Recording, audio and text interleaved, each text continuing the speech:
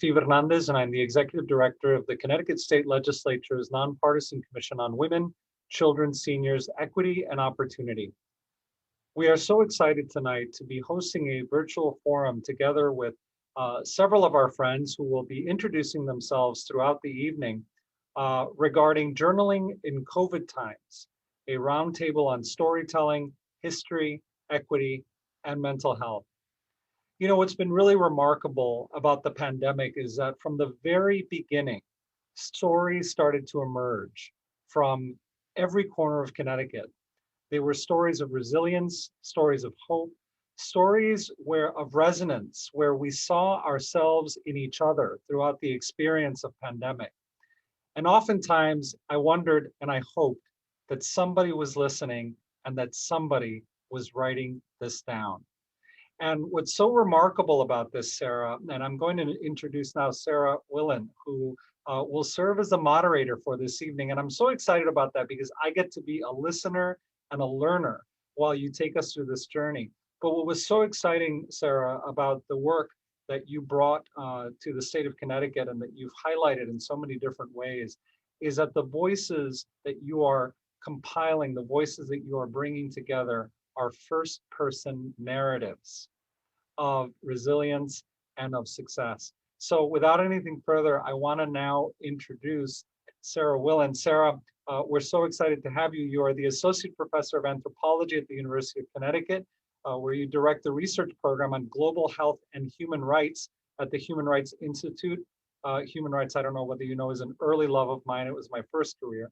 A medical and sociocultural anthropologist. You have studied issues on migration and health equity, the health effects of structural racism, and health and human rights activism. We're so honored to have you here today, Sarah, and please take it away. Thank you so much, Stephen. It's a great pleasure to be here. I am honored to see all of my friends here with us and to be able to speak with all of you members of the public who are here to think with us today about a project that we've been involved in for almost a year now called the Pandemic Journaling Project. And what we'd like to do this evening is introduce to you the Pandemic Journaling Project, tell you a little bit about what it is, why we created it, why we think it has value for members of the public, for those of us who have been trying in all sorts of ways to understand, to manage, to cope this past year in the ways that are particular to us, but that are shared with others. And we want to also introduce a dimension of this project that's looking toward the future. The Pandemic Journaling Project is a project about chronicling our experiences so that we can remember what this time has been like for all of us in all of our different positions from all of our different experiences. So what we'll do this evening is give a little bit of time to a lot of wonderful people, each of whom will bring something quite different to the table as we think together. So what I'd like to do is first introduce to you the wonderful panelists who are joining us very briefly, and then we'll see a 1-minute video that gives a quick introduction to the Pandemic Journaling Project before turning it over to my colleague, Kate Mason, who's going to give us a deeper introduction. So first, some quick intros. Our first speaker this evening will be Catherine Mason, who's an assistant professor of anthropology at Brown University. And I have the great privilege of collaborating with her as co-founder of the Pandemic Journaling Project.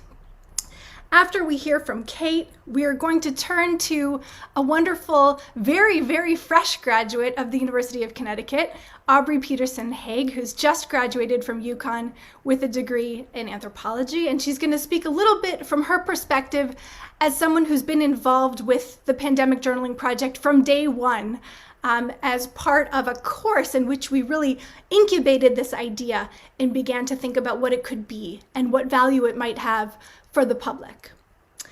Turning from Aubrey, we're then going to hear from Professor Marco Romero Velasquez, who's a professor of history and Latinx studies at the University of Connecticut. And he also is director of UConn's Hartford campus. And we're extremely grateful to him as well for joining us this evening. After spending some time thinking about the university level, we're going to then think about what journaling can mean for people at the high school level. And we're going to have an opportunity to hear from Mr. Tyree Huey, who is a senior on-track coordinator at the CT Rise Network and who's been a tremendous collaborator. I've had the great pleasure of getting to know him these past months and work on this project. And also from Armani Sadiq, who is a 12th grader at Hartford High School, who will be speaking from her perspective as someone who's been journaling as well. And finally, we're going to wrap up the evening by thinking about the mental health dimensions of this past year and also of journaling. And in that regard, we'll have the opportunity to hear from Dr. Rocio Cheng Angulo, who is an assistant professor of psychiatry at Hartford, at UConn Health Center. So it's a great pleasure to see all of you this evening. It's a real honor to be able to share the Pandemic Journaling Project with all of you and think with all of you about what we might be able to learn now and moving forward about ourselves, about our times, and about our society, what's wrong with it, and how we might want to see it change. So that's our agenda, and with that, let me just share with you a very brief video that gives a quick outline of what this project is all about. So let's take a look. We are living in unprecedented times. History is usually written only by the powerful. When the history of COVID-19 is written, let's make sure that doesn't happen. In spring 2020, a team of researchers and students at the University of Connecticut and Brown University created the Pandemic Journaling Project as a digital space where people around the world can record the impact of the pandemic in their everyday lives. Each week, our participants get a text message or email with a link to their journals, where they can submit text, photos, or audio recordings to talk about their thoughts, feelings, and experiences. In the first year, more than 1,500 people in over 45 countries have contributed more than 14,000 journal entries. All entries are anonymous, but participants can give permission to share their entries publicly. It's easy to sign up. Just visit www.pandemicjournalingproject.org and click Start Your Journal to join our community of journalers today.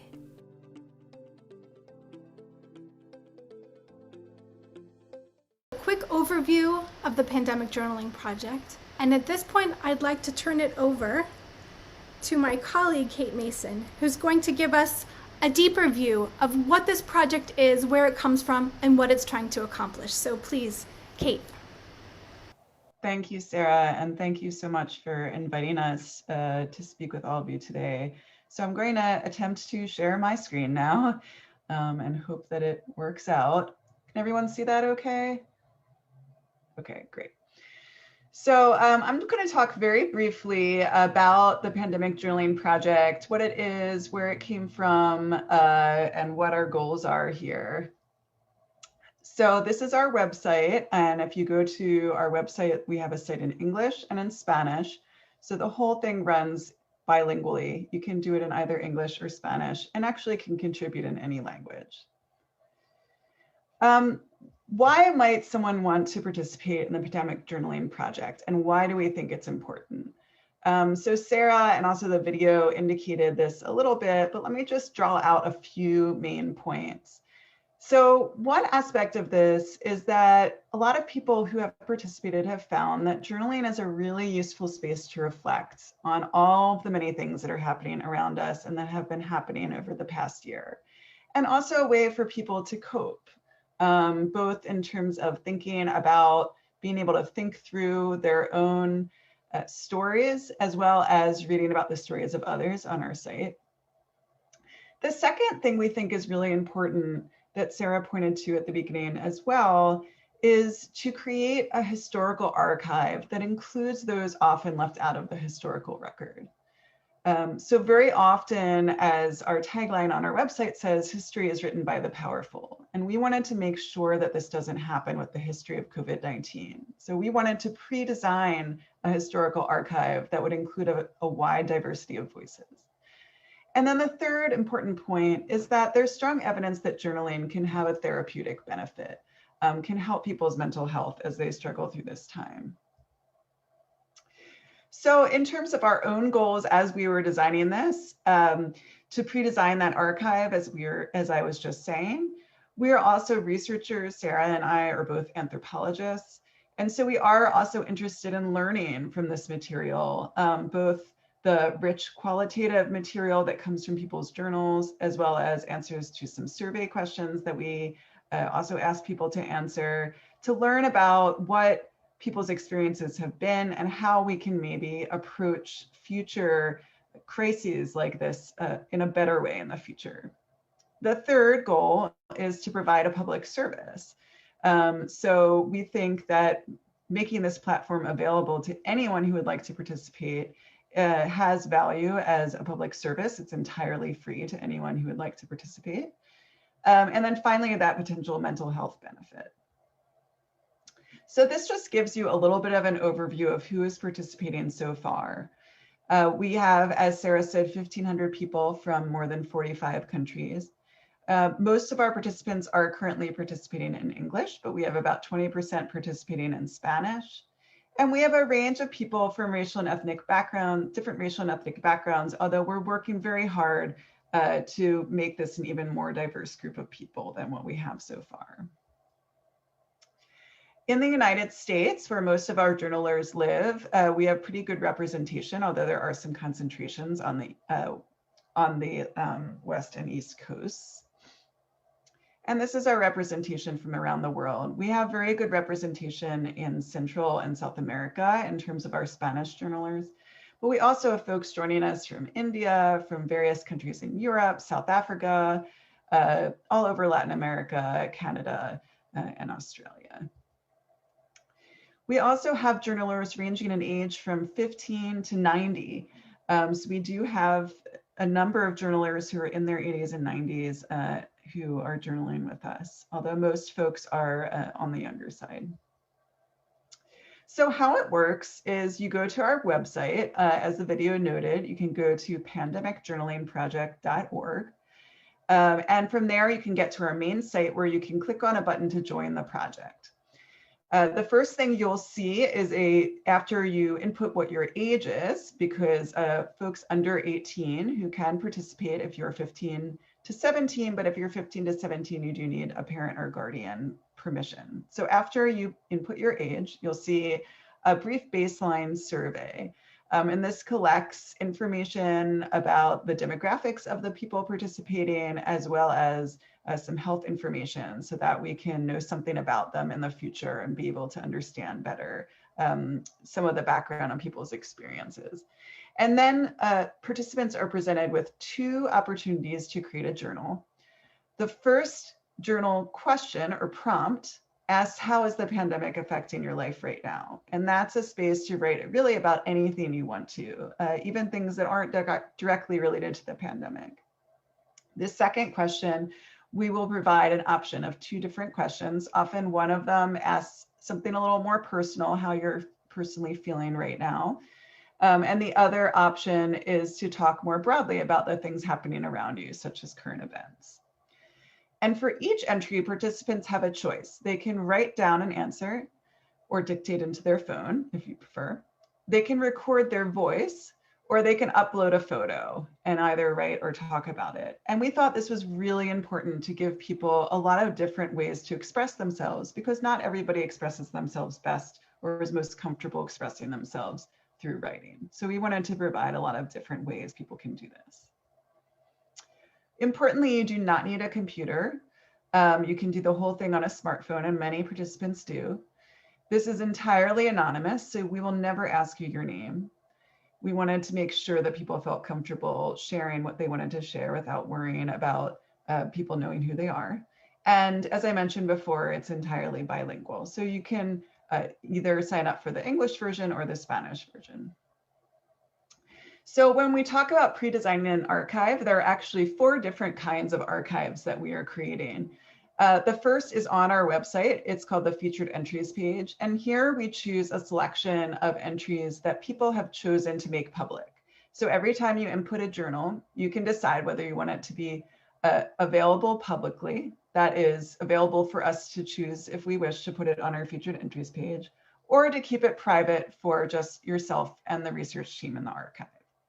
So each week we collect a number of journal entries that people have agreed to make public to put on our featured entries page so that people can see what others are writing about. The second archive is your own personal archive. So everyone who participates can log in at any time on the My Journal tab and download their own journals. And so we thought this was really important so that people maintain ownership over their own material and are able to keep it for their own families. The third archive is where we're going to put all of the material once the pandemic ends. So after the World Health Organization declares an end to the COVID-19 pandemic, we will collect everything we have and put it into a data repository that's hosted by Syracuse University, where researchers will have access to it under a certain set of circumstances for 25 years. Again, only working with anonymous material. No one will ever know who you are. And then finally, 25 years after the end of the pandemic, all materials will be deposited as a public historical record, which anyone will be able to access. So here are some sample prompts. We have so far offered over 100 different prompts that people can choose from. And here's just a very small sampling. The first question asks about whether you feel people in your community are supporting one another, whether something has changed dramatically in your life since the pandemic began, any obstacle you may have faced in the past week, and also what brings you joy or happiness, because it's important to talk about positive things as well, we think. This just gives you a sense of how we are trying to reach out to people to invite them to participate. We have reached out to educators and we'll hear from some of them today. As well as clinicians. We have a number of participants joining us at the recommendation of a therapist, for example. We have reached out to unions and other community groups, professional listservs. We have been covered widely in the media, and we also are very active on Facebook, Instagram, and Twitter. And here's just a small sample of some of the media coverage we've received. One of the more exciting ones being featured on the front page of the science section of the New York Times back in February. So I'm going to leave it there and turn it over back to Sarah. Terrific. Thank you so much, Kate. And once again, Kate is the co-founder of the Pandemic Journaling Project, and she's also an assistant professor of anthropology at Brown University. So I'd like to now turn things over to someone else who's been very involved since the very beginning, Aubrey Peterson Haig, who has just graduated from the University of Connecticut with majors in anthropology and biological sciences. And she, in the future, hopes to become a physician assistant and complete her master's in public health. And she's going to talk a little bit about PJP through her eyes. So Aubrey, the floor is yours. Thank you, Sarah, and thank you so much for having me here tonight. It's such an honor to be in conversation with such a great group of people about a project I'm so passionate about. So at the start of this pandemic, I had just been sent home from school, and I was feeling extremely isolated and disconnected from my friends and family. I know this is a familiar feeling for most everyone here tonight. I tried to cope by doing everything that everyone else was doing, being active, learning how to bake or crochet, and basically any other hobby under the sun. During that time, I was also in class with Sarah, and where we spent a lot of time thinking about writing and storytelling. And this is when she pitched the idea for the Pandemic Journaling Project to me. I will admit I was a little skeptical at first about how this project would unfold and be beneficial to participants. I was thinking if people wanted to journal, wouldn't they just keep a diary or something for themselves? But I was quickly swayed once I started to test run some of the journaling prompts alongside my peers. One of the first prompts that I journaled about was, what is something that has brought you joy in the last week? In all the chaos of the new pandemic, I was feeling almost exclusively anxious and scared. I figured I wouldn't have much to write about on the topic of joy. But then I sat down and I started to write. I wrote about how grateful I was for the health of my family and the roof over our heads. I wrote about the family dinners that were now possible with my mom being out of work and me being home from school, and just how nice it was to have time to play with my dog or hang out with my brother. Journaling alone was already such a great experience, but then I got the opportunity to read the responses of my classmates who shared many similar sentiments. In doing this, I felt more connected to them than I had in weeks, and I looked forward to every chance we got to journal together. As a member of the Student Advisory Board, I got the chance to help brainstorm a lot of prompts in the beginning, which was really exciting because it was difficult to try to find exactly the types of questions that everyone would be able to answer at any given time, which is why we settled on having the more general one on how is the pandemic affecting you today, and then we go in with a more focused one, which I really love. This experience has showed me just how powerful journaling can be, and I'm hoping that I can share some of my personal reflections. Journaling gives people an opportunity to be honest about their fears and concerns without having to burden their friends or family with them. I know this is something that I struggled with a lot at the beginning of the pandemic. I was always feeling scared and I had so many thoughts, but I know everyone was feeling the same way and everyone was feeling scared. So I felt like a burden if I was to go to my friend and being like, well, I feel really bad right now. But with journaling, you can just get it all out on the floor for yourself without having to do that and feel like guilty to share your experiences. Every time I journal, it's like a huge weight has been lifted off my chest. Probably my most favorite part of this project is the sense of community that has been fostered. When I go through and read the featured entries, I find so much comfort in knowing that I'm not alone in my thoughts or experiences. Another thing that I found so beautiful that Kate and Sarah have hit on is there's a place for everyone's voice. We live in a world where voices of color are constantly drowned out by those of their white counterparts. This journaling is our chance to give each and every person their rightful place in the history books when it comes to the COVID-19 pandemic, and in a very beautiful way. The hardships created by this pandemic are so intersectional. They aren't black and white.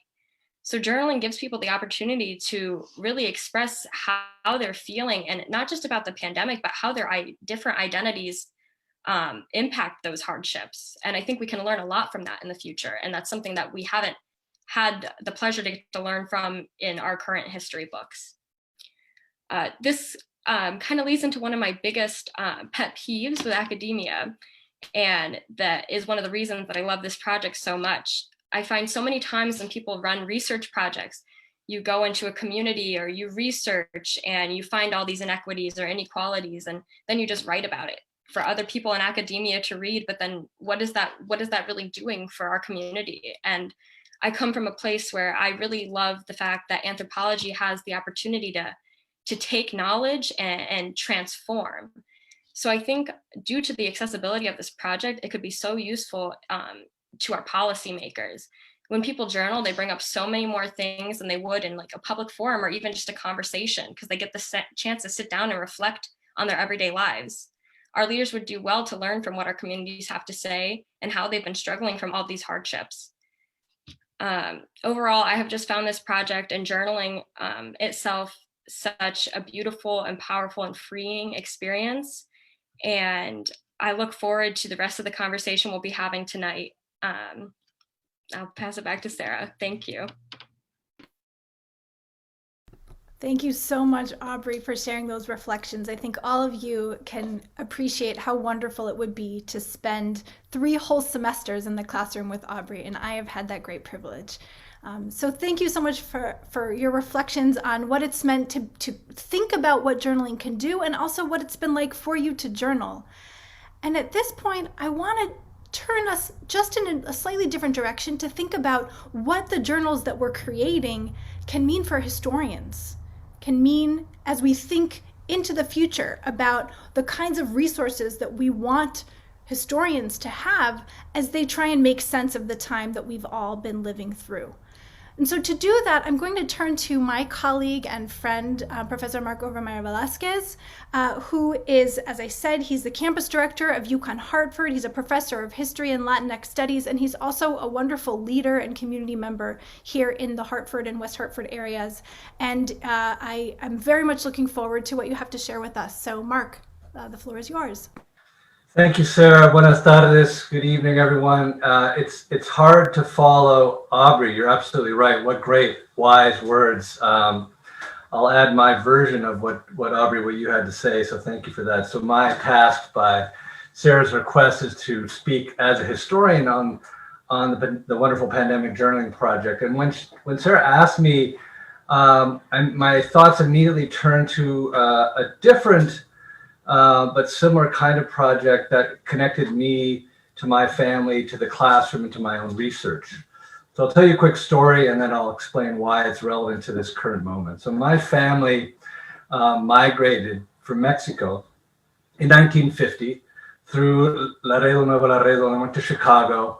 And it was during the period called the Bracero period between 1942 and 1964, when hundreds of thousands of Mexicans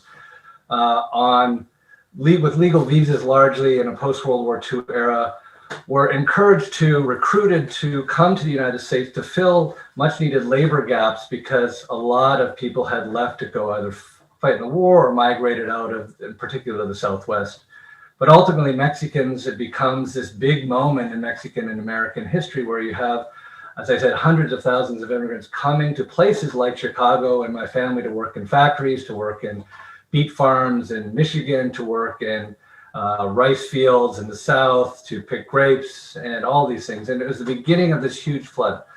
So we have all this rich treasure of human experience and migratory experience, but there was no way really to capture it because, as you know, as Sarah and Kate pointed out, most of the time we historians turn to the archives and who leaves archival records, but elites, government officials, leaders of industry, et cetera, at the voices of the what we call the subaltern, the commoners, the people who are doing all of the work, the majority of the work to create our societies and to pick our crops and bring them to our tables.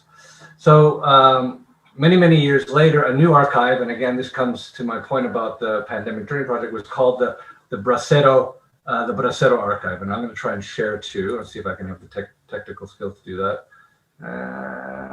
So scary, maybe not. Oh, wait a minute. There we go. Can you see that? Bracero History Archive. Okay. Anyway, it's this wonderful archive, a repository of these kinds of voices, everyday voices, quotidian voices of people from the past, interviewing them both in written form and also lots of oral history, so recorded form. And it's created for us this repository of stories of people.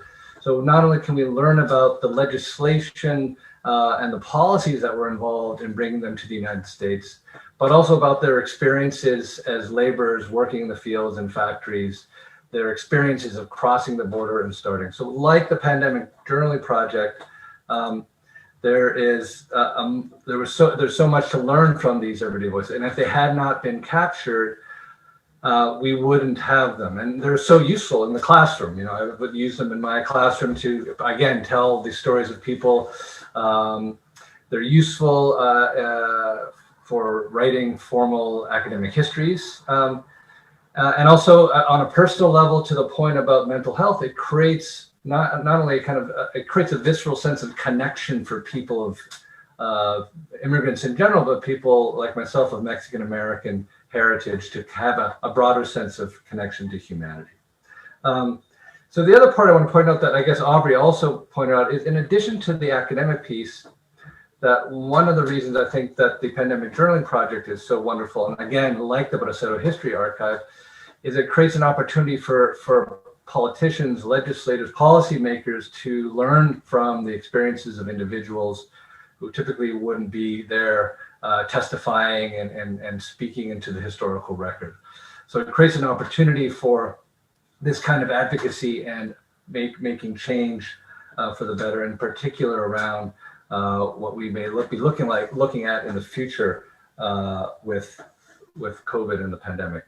And finally, I'll mention again a point that's been raised a number of times, but the very fact that the Pandemic Journaling Project is in Spanish, like the Bracero Archive is in Spanish and English, is at the beginning completely, not completely, but very accessible, right? To these two primary languages spoken in the United States, two of the largest in the world. I can imagine it expanding certainly even further than that. But being, for example, in Hartford and working with friends and colleagues and students at UConn Hartford, one of the challenges we have is having our students be able to share their stories in a way that values who they are, and having a vehicle to do that and to publish it in an anonymous fashion in this case is not only giving value to the record, but giving them a sense of presence and importance as part of this emerging history that we're all living and struggling through. So I'll leave it at that. I mean, there's so much more else to say, but these are some of the things that I was thinking about and the value of creating an archive like this that will sustain us. And I was so happy to learn that it'll be, be safely guarded up at Syracuse for the years to come. Anyway, I'll pass it back to Sarah. Thank you. Wonderful. Thank you so much, Mark, for helping us think about projects that are doing similar things to what we're trying to do with this project, and also the kind of value and power that they can have, for researchers, but also for us, right? For people who want to make sense of their own experiences in the context of history, in the longer flow of history. So what I'd like to do now is really take us into the archive and share a couple of voices, images, sounds, words from some of the people who have been contributing to the Pandemic Journaling Project over the course of the past year. So once again, I'm going to go ahead and share my screen and take you into some of the materials that people have contributed. And before I do that, I just want to take a moment to say a few words about something that Steve and I had an opportunity to discuss in preparing for this evening, and that's sort of the larger ethos and the values of this project. And really, we can point to 5 different values that are central to what we've been trying to do. First, again, we wanted to provide a space that allows people to reflect and also to cope in different ways with all of the different stresses and challenges and fears and uncertainties and losses that we've experienced over this past year, and many of us continue to experience and will continue to experience. Second, we wanted to create something that would allow people to preserve their experiences for themselves, not just for researchers, not just for someone sitting in a university, but for themselves and also for their families. And we really think about the journals that people are creating as something that you can hold on to, share with your children, share with your grandchildren. Many of us have had the opportunity to read letters or see other documents from our own ancestors, from our own parents, grandparents, maybe great-grandparents, maybe even further back. Can these journals serve the same purpose? That's our hope. Third, Aubrey spoke really so compellingly about how in looking at those featured entries and hearing other people's voices, we can find points of similarity, find opportunities to see that we're not alone in what we've been experiencing, and also to see how our experiences are different, which in itself is a chance to think about the kinds of disadvantage or advantage that we experience, and how that's shaped what this year and what this pandemic have been like for us. Fourth, we've been talking about this a lot, and it's really fundamental to what we're trying to do. This project is about making space for everyone's voice. It's about allowing everyone to have the opportunity to put their story on the record because it matters, because we all have experiences that should be part of history. So that fourth piece here is really vital to what it is we're trying to do. And then finally, that number 4 here has implications for the future. As Mark was saying, what the historians will be able to know will depend to a large extent on what sources are available. If we don't have the stories of Black and Brown people, if we don't have the stories of Indigenous people, if we don't have the stories of people with disabilities, of LGBTQ people, if we don't have the stories of essential workers, we're going to have trouble knowing what the impact of this pandemic was like for all of those groups. And we could go on and on. So these are some really fundamental core values that have shaped us in framing this project. So let's listen to some voices. Once again, people can write, they can contribute audio or photos or art, and I want to play a short audio clip that's one of my absolute favorites. Let's see if this works for us. Most of my relationships are pretty good. It's just the way Corona is affecting them. If I sneeze or I cough, everybody thinks I have Corona. So that's one thing. And it's starting to get cold outside, so I really can't really go outside, but I love the rain, so it's really hurting my feelings because when I'm feeling bad, which I kind of am feeling bad right now, I'm not gonna lie, I like to go outside and dance in the rain. Like, I feel like God makes it rain for me, and right now it's, it's slow for that one, because if I go outside and dance in the rain, I'm most likely to get sick. And I can't get sick, even though it probably already sounds like I'm sick right now with this recording. It could be a lot worse, guys. This is just something that always happens this time. I don't have the virus. At least I hope not. I'll let you guys know. So that was a voice from October, an audio entry. Let's hear some others. Here's a voice from last June, when we were still not really clear on the science of how COVID was transmitted. Here's a parent writing about how it's a tradition to have a water balloon toss on field day, but schools are not open, so we had one in the backyard. This photo of the water balloons makes me think of all the parents trying to normalize a very abnormal time. So that's a window onto a quick moment of parenting during the pandemic. A lot of what people write about is managing risk. Here's someone who says, my mom is immunocompromised and has been in 100% isolation. I moved out of my home to live with cousins. This picture is from one of my daily visits with my mom. This is the closest we could be while remaining safe. And the window pane between them is a garage door window.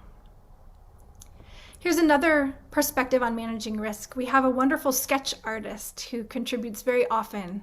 And she says, my partner has prostate cancer and a compromised immune system, so I'm a caregiver. And she writes about how to keep myself calm and to prevent myself from shutting down emotionally, I began to do a sketch in my sketchbook to record and remember what these days are like. And this is just one of her sketches from an early week in the pandemic. One of the most important things that we're hearing, and Aubrey referred to this, is that none of us is just experiencing the pandemic. We are experiencing the pandemic and political turmoil, the pandemic and climate change, the pandemic and systemic racism and protests and a movement for social justice and equity. Everything is all entwined. So here's a voice from someone on the West Coast, written late last fall during terrible wildfires. The West Coast is engulfed in smoke and horrible air pollution from the worst wildfires in history. Climate change is here, and it's catastrophic. We hear a lot about what we sometimes call the double pandemic. Some would call it a triple pandemic of COVID and systemic racism and economic turmoil, as a wonderful colleague I've met through this project, Dr. Kitsia Ferguson at Capital Prep High School here in Hartford, says. So here's a journaler who wrote, my skin is not a crime. There's been numerous accounts of police brutality, George Floyd, Breonna Taylor, get your knee off my neck. And this journaler writes about being, as an African-American individual, being sick and tired of watching my people die. I am so disgusted by the behavior of white supremacists and uneducated law enforcement. Stop killing my people. Say their names. This is important in the archive too. This is a voice that needs to be heard. We hear a lot about how life goes on with its usual joys and its usual tragedies. And those experiences too are wrapped up in COVID-19. This entry is from a woman who lost her father. He was in his 90s, so he lived a long life. And she writes about his decline over a period of weeks. And then she writes about the funeral and how they couldn't have a normal funeral, and how she went to her mother's grave to test the Zoom bandwidth to see if they would be able to broadcast her father's funeral. And she writes about how instead of hugging, we have to be at least 6 feet apart. Surviving relatives cannot even attend. More recently, we're hearing lots about masks and about vaccinations, and sometimes people are funny. So here's a limerick. To survive this global disease, do get your vaccination, please. Make it your task to wear a mask, and you'll steer clear of harm with ease. And joy is a really important part of what we're seeing in the journals as well. This has been a year of terrible suffering and terrible loss and terrible devastation, but we're all human, and many of us have had sometimes very unexpected moments of joy.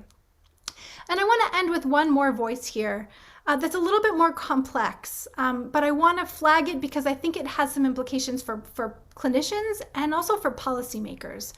Another view on vaccinations, and this is from an older person who lives alone. And this person writes, "Most of my friends have gotten the vaccines and keep asking me if I got mine. I'm avoiding making an appointment mainly because I'm afraid of what might happen to me. I live alone and worry that I wouldn't be able to get help. Also, I feel like the ones who have gotten vaccinated don't want to be around me, and I don't feel safe being around anyone else. I just feel torn about what is the right thing to do." And here as an educator and someone who has something of a background in public health, I see an opportunity, right? I see an opportunity to think about why people might be hesitant to get vaccines. I see an opportunity to think about how to educate people about how having a reaction to a vaccine won't be as serious as having COVID. I see an opportunity to create infrastructures that can support people who live alone. So there's so much we can learn from the journals. And those are just a few quick snippets that I wanted to introduce and share with everyone this evening. So now that we've heard a little bit about what the value of the journals can be and also about what we hear in them, I want to turn to some other voices, to a really wonderful educator who has been thinking about why the Pandemic Journaling Project might be beneficial for high school students, and then to a high school student. So first to Mr. Tyree Huey, and then to Ms. Armani Siddiq, who are going to give a little bit of their perspectives. So first, Mr. Huey, let's turn to you. One, thank you, Sarah, for allowing me to be here. I appreciate this. I want to start first with just sharing some statements from kids who have used this. They discover that, for them, there is a beauty in our language. There is a power in the use of the spoken word. When I hear that from students, it brings chills to me to watch them go through that experience and experience this outlet that allows not only them as the user, but as a listener to grow and to learn and to relate to one another. Sharing stories with each other is powerful. It's a way for us to connect and come together. For me, I like to call it the hero's journey. It's your journey to success, dealing through failures, dealing through pain, loss, confusion. And again, it's about change and over time going through this process. Students have shared that this process is not only impactful, but it gives them a detailed account of their own growth over a period of time, which in that process, they start to discover their own capabilities, build their own capacities. A lot of the things that some students have shared is how they have become more self-aware. They're building more self-confidence. They're finding their own self-motivation, that intrinsic process that they're feeling and how to help them get to the next level. While that is also happening, what they find is that they're building positive, healthy relationships by hearing and connecting with those in the community that they are sharing their stories with. As I like to say, you want to be able to give power and voice to the voiceless.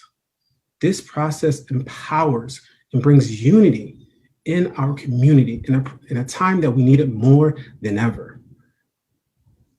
And for me, one of the most powerful things that I got to experience when listening to their stories and them connecting about what they're feeling, they started to observe and reflect on what's happening within themselves. And when that self-reflection happened, they were able to start detailing out ways that which they can improve. They started to build what I like to call their own personal cheat code. If I understand how I am feeling or how I am reacting to what's happening to not only to me, but in my environment, I can be more successful. And for me, that's the most powerful thing that I've been able to experience with working with Sarah in this wonderful panel, going through this process of the Pandemic Journaling Project. And I'm excited to actually hear from Ms. Armani Siddiq, one of our youth at Hartford High, so she could share her moments, her times, how she felt going through this process, and if she connected with other students who were feeling how she was feeling. Thank you, Sarah, for giving me this floor. I really appreciate it.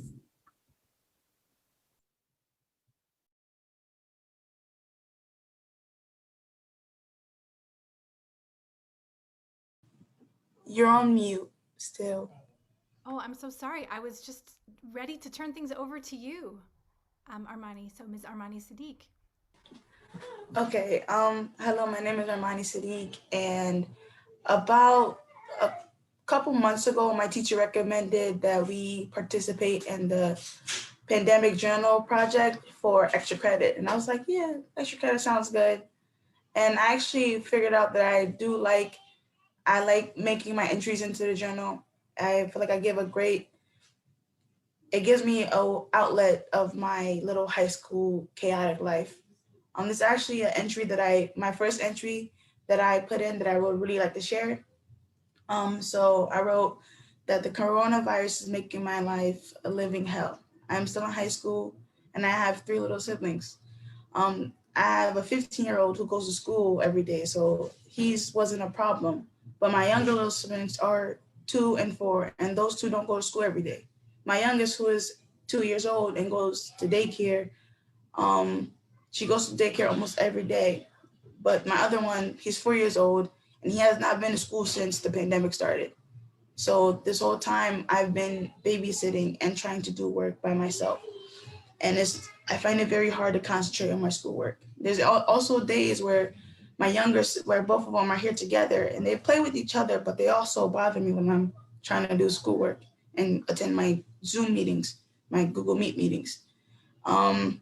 And every time I think about complaining, I don't, because I know that my mom and dad are still working and they're trying to provide for us, so I don't have a right to complain.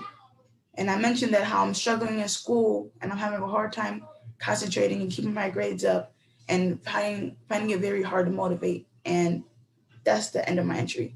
And when I wrote that, it was like weight off my chest, because I got to express how I feel without fear of hurting anybody's feelings, without having to just be like, oh, I don't want nobody to see this or keep it secret, because I know it's anonymous. And I know some other students who mentioned that they did like making their entries into the pandemic journal. And some of them said, I know one of them at least said that they thought it was really cool because their words are going to be in history. So I find that very well.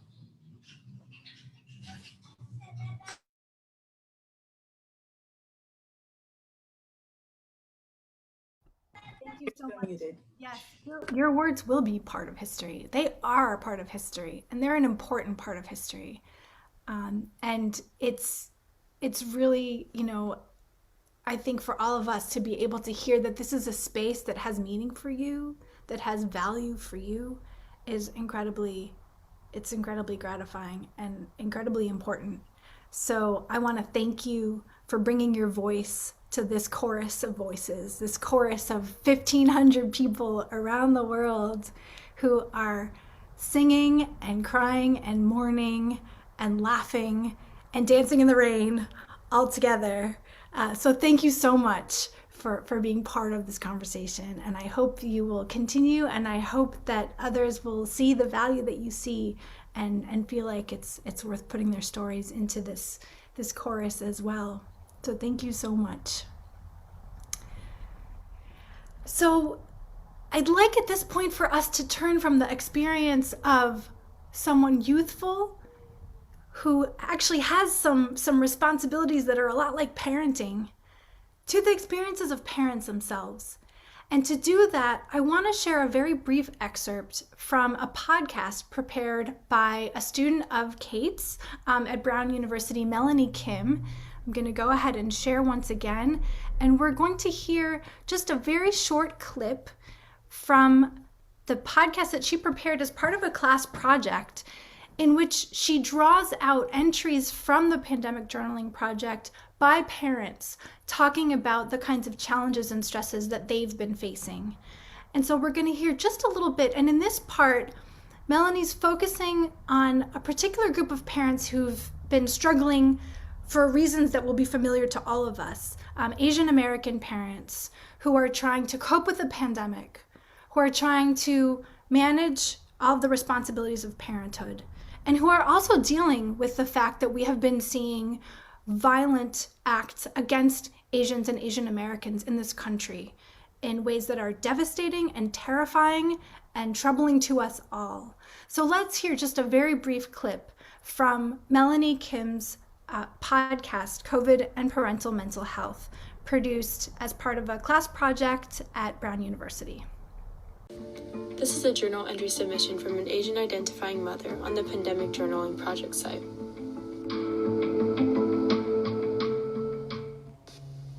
And now that these problems of violence are hitting closer and closer home, it feels so difficult to live my life knowing, okay, well, how do I go to the store now? Where's the closest exit? If someone approaches my family and I, what's my safety plan? We are very obviously Asian looking, and so how does that make me a target? I've had talks with some of my friends where we say we can't go to the playground unless we go together for safety, where we can watch out for each other and each other's kids, because we just don't know what will happen. And maybe I'm worrying too much, and at the same time, I'm not. So I'm not sure what the healthy middle ground is in all of this. And I would say that that's probably what's been impacting my emotional health for the past few months, is wondering, will there be pause? However, I realize that it's Asians this month, but what's the flavor of racism going to be in the next few months? Who are we going to start to target next? Oh, it just feels like it's just ongoing, and I hate this feeling of fear that permeates through everything at this point. So there's this ongoing theme of this topic of feeling like things are without end, that stress, anxiety, and fear become an everyday baseline, and that every day is emotionally and mentally taxing. And it's mostly for things that can't be controlled. Here it's watching as racial injustices and shootings continue to occur. In other instances, it is losing a job or having to stay home with children because schools have closed down.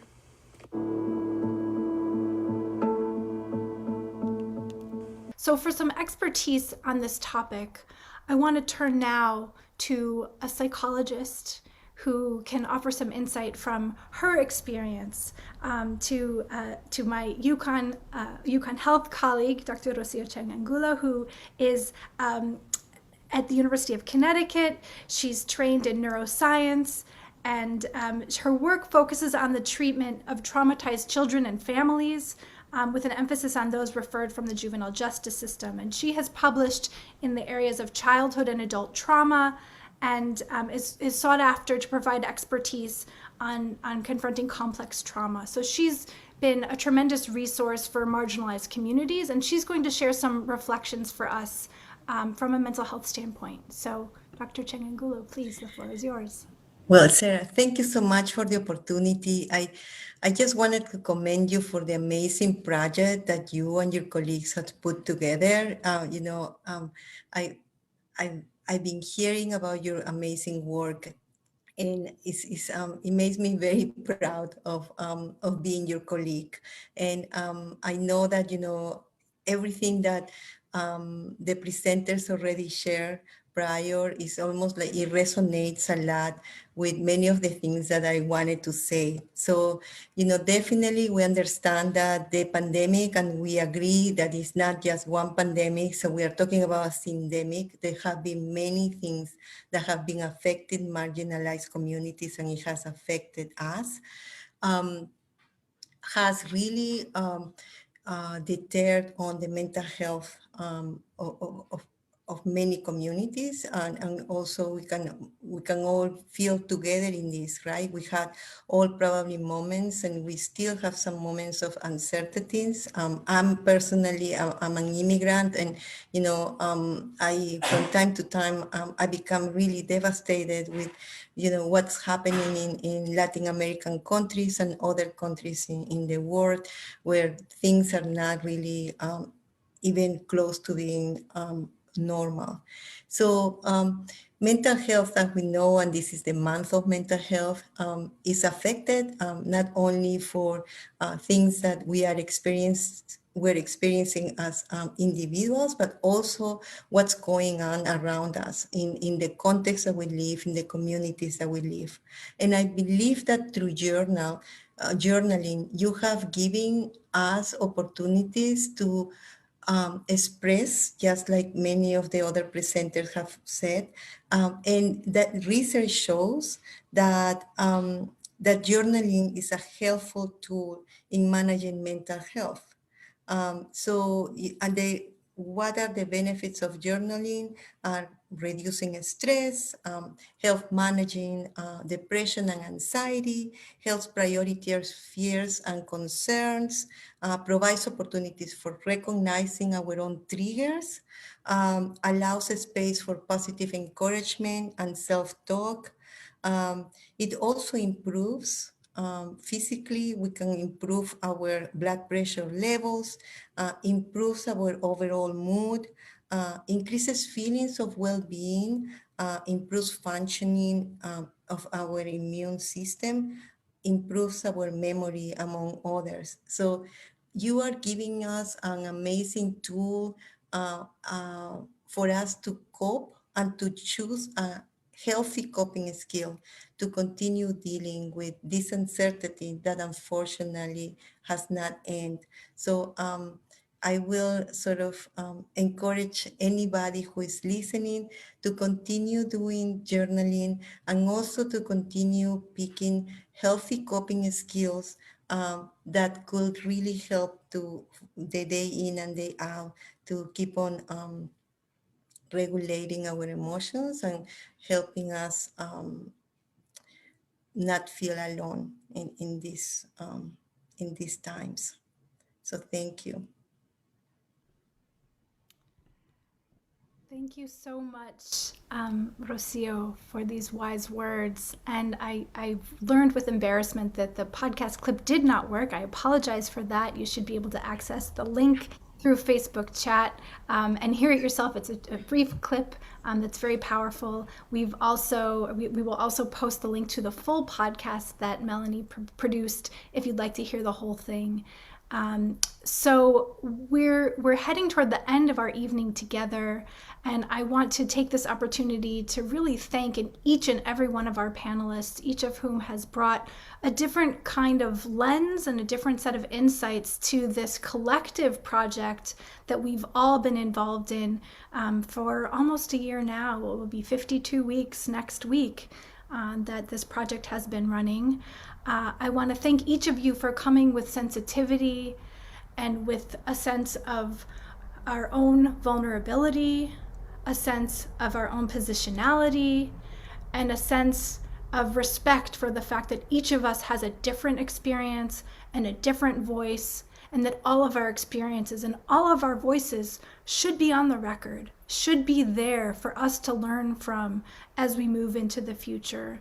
And also a sense of respect for the fact that in our vulnerability, we all need support, we all need help from each other, from our communities, from our leaders, those we elect, those who are appointed to help us guide our communities and guide our state and our cities and our country toward a space of greater justice and equity. And I want to also direct everyone to the document that was shared earlier that includes our agenda, that includes a little bit more information about each of the wonderful panelists who's been with us this evening, and that includes at the end a list of mental health resources that are there for you, for your family, for your friends, if you would like to avail yourselves of them. and also to our educator resources page. We hope that there are some educators here with us this evening who were listening to what Mr. Huey had to say, who were listening to what Ms. Siddiq had to say about her experience, who were listening to what Ms. Peterson-Haig had to say about her experience as a learner and a student. So our educator resources page is also there for educators who would like to integrate the tools associated with this project into their teaching. So thank you all so much. And with that, I will turn things back over to our host, Mr. Stephen Hernandez. I really want to thank each of you for this beautiful presentation tonight. You know, what strikes me and what struck me from the very beginning was how vital this project is. I can tell you that in the state legislature and other policymaking areas of our civics infrastructure, the personal voice, the personal narrative is going to be so critical in developing the right tools, the right connective tissue, so that the next time we face something together, we can face it together more resiliently. And what's so powerful is that there is a dual gift in this work. There is, to Dr. Rocio Chang Angulo's point, there is the gift to self, the catharsis, right, of sharing the narrative, the contemplative narrative of experience, but there's also the gift to tomorrow and the gift to those who will someday digest these stories and be able to learn from them and remember. And one of your core values, which is so critically important to the work that we do here at the Commission, is the core value of the diversity of voices. And that is so integral to good policymaking, but also to pro-social relational experiences. And so I'll tell you, you have struck gold, and each one of you is an element, an expression of that value. And I really want to appreciate you again for what you've done. I know that this work is going to resonate with our viewers. I know that it's going to resonate with young people and people throughout the spectrum of age who are going to say, you know what? Perhaps today, I'm not just going to do a 3-word post on Instagram. I may actually put down my thoughts. I may actually record my thoughts. I may actually consider that someday somebody will be listening. So thank you so much for this wonderfully healing work that you are doing. Let's keep in touch and let's keep working together, because I am imagining that, you know, there is icing, the work that you're doing is icing on the cake of any presentation that chronicles the experience, the human experience, through calamity, but also through healing. So let's keep doing this work together. I want to keep lifting up your work because it is so vitally important. Thank each and every one of you, and have a wonderful night.